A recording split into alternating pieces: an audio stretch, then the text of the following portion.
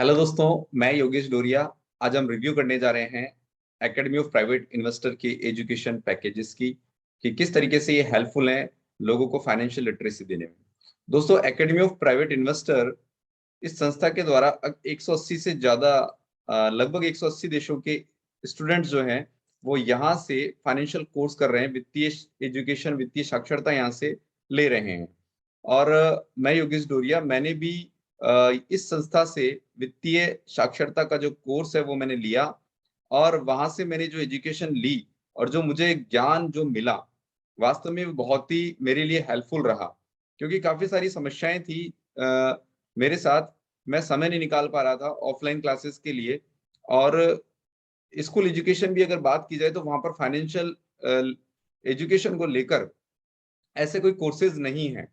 और जब हम अपनी ग्रेजुएशन लेवल तक की कोर्सेज को, एजुकेशन को पूरा करके जब हम मार्केट में आते हैं, उस समय हम मार्केट में हमारे सामने एक चैलेंज होता है। हमें फाइनेंशियल लिटरेसी का ज्ञान नहीं होता और हम अपने पैसे को गवा देते हैं।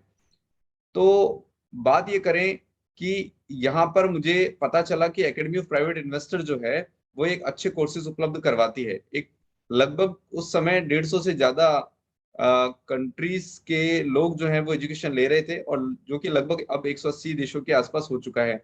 और सबसे महत्वपूर्ण चीज ये थी कि 12 से ज्यादा भाषाओं में, लगभग 12 भाषाओं में इसके कोर्सेज उपलब्ध थे।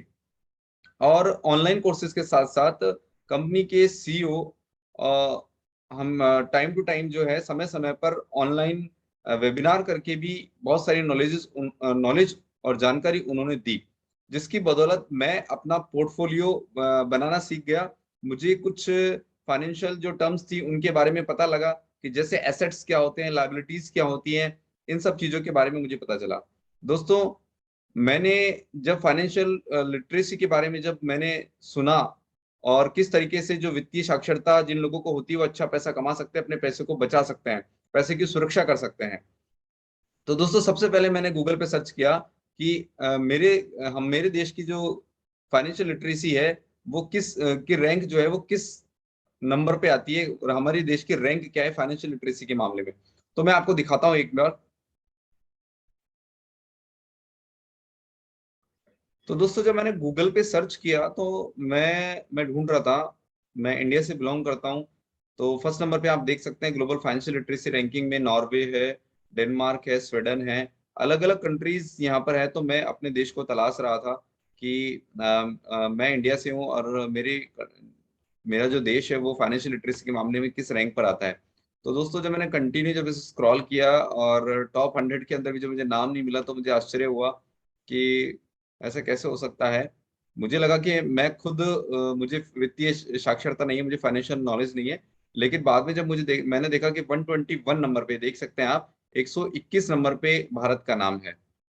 और 24% की आबादी जो है पूरी जनसंख्या का, वो वित्तीय साक्षरता उनके पास है।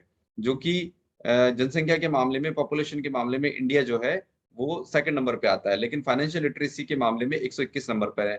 तो दोस्तों, ये बहुत ही चिंता का विषय था, और इसी वजह से हम देख पाते हैं कि काफी सारे लोग जो हैं उन लोगों के पास, जो बड़े बिजनेसमैन होते हैं उनके पास ये फाइनेंशियल लिटरेसी होती है, इस वजह से वो पैसा कमा पाते हैं, एक अचीवमेंट वो ले पाते हैं। लेकिन क्योंकि एक नॉर्मल ज्यादातर लोगों के पास जो है वो ये फाइनेंशियल लिटरेसी नहीं होती है, इस वजह से उनके पास ज्यादा पैसा नहीं हो पाता है। तो इसी वजह से साथियों, इस वजह से जो है मैंने सोचा कि मुझे ये कोर्स करना चाहिए। तो दोस्तों, इस वजह से मैंने सोचा कि ये कोर्स मुझे करना चाहिए, और फिर मैंने ये कोर्स किया। और अब मुझे बहुत खुशी है कि ये कोर्स मेरे लिए बहुत ही हेल्पफुल रहा। एकेडमी ऑफ प्राइवेट इन्वेस्टर ने जो एजुकेशन दी उसके बिहाफ पर, उस एजुकेशन के माध्यम से मुझे ज्ञान हुआ, और मैंने पोर्टफोलियो बनाना सीखा। मैंने अलग अलग जगह पर अपना जो पैसा है वो निवेश किया। इसके बहुत सारे जो रूल्स हैं, 8 रूल्स, जो एकेडमी ऑफ प्राइवेट इन्वेस्टर के जो 8 रूल्स हैं वो मैंने फॉलो किए। कि मुझे एसेट्स और लाइबिलिटीज में डिफरेंस पता लगा, जहां से मैंने लाइबिलिटीज पे पैसा खर्च करना बंद किया, एसेट्स खरीदने शुरू किए। डोंट बी ग्रीडी, कि ज्यादा लालच अच्छा नहीं है। और साथ में जो है कि सारे के सारे जो अंडे हैं वो एक ही बास्केट में नहीं रखने चाहिए। तो मैंने गोल्ड के अंदर भी इन्वेस्ट किया, मैंने रियल एस्टेट में थोड़ा इन्वेस्टमेंट किया, मैंने क्रिप्टो मार्केट में इन्वेस्टमेंट किया, मैंने स्टॉक मार्केट में इन्वेस्टमेंट किया। इसके अलावा मैंने बैंकिंग सेक्टर में मैंने इन्वेस्टमेंट किया। और इस तरीके से मेरा जो इन्वेस्टमेंट था वो डिफरेंट डिफरेंट प्रोजेक्ट में मेरा होता चला गया, और ट्रेडिंग बिजनेस के अंदर भी मैंने थोड़ा बहुत इन्वेस्टमेंट किया है। तो ये पोर्टफोलियो बनाना मैंने सीखा, और वहां पे मुझे सिखाया गया कि रिस्क क्या होता है, कितना रिस्क हम ले सकते हैं, कितना पैसा हमें बचाना चाहिए, कि यहाँ पर 10 से 30% हमारी मासिक इनकम का हमें पैसा बचा लेना चाहिए। ठीक है, ये मैंने वहां से सीखा। और अपने इन्वेस्टमेंट के प्रति अपनी डिसिप्लिन रखना चाहिए। कहने का मतलब हमारी जो मासिक जो 10% जो हम बचत कर रहे हैं, वो लगातार बचत होनी चाहिए। ऐसा नहीं है कि 1 महीने की बचत हो गई और फिर अगले 3 महीने तक हमने बचत नहीं की। तो मतलब मैं बता नहीं सकता कि कितना हेल्पफुल रहा है। और जितने लोगों ने कोर्सेज किया है, मुझे लगता है कि सारे सभी लोगों के लिए हेल्पफुल है।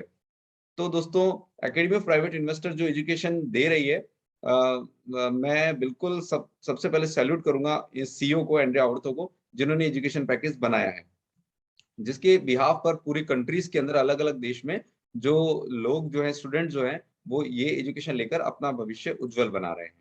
ठीक है फ्रेंड्स, तो थैंक यू, धन्यवाद, have a nice day, thank you.